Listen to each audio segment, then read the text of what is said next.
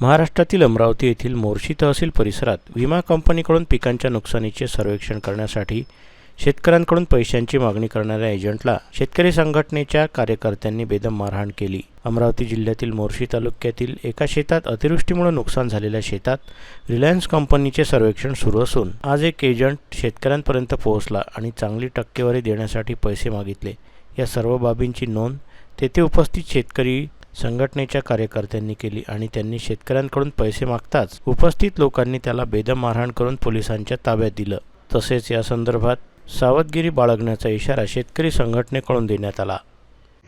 मी अमित अडव, मोर्शी तालुक्यामध्ये मंगरुळे जे गाव आहे या गावामध्ये पीक विमा कंपनीचे जे काही प्रतिनिधी सर्वे करासाठी फिरत आहे ते गावातल्या शेतकऱ्यांना अक्षरशः लुटत आहे।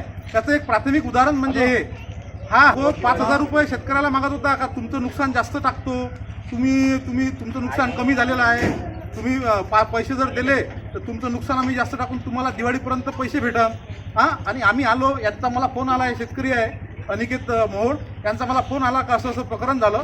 आमचे सर्व कार्यकर्ते शेतकरी चळवळीतले आम्ही इथं हजर झालो आणि याला विचारलं तर यांनी अक्षरशः आमच्या समोर पैशाची मागणी केली आणि याला आम्ही आमच्या पद्धतीनं चोप दिला।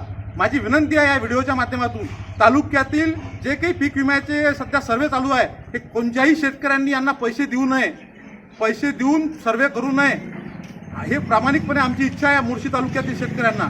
आणि जे लोक पैसे मागल त्या संदर्भात आम्हाला तक्रारी करा आणि आमच्याशी संपर्क करा।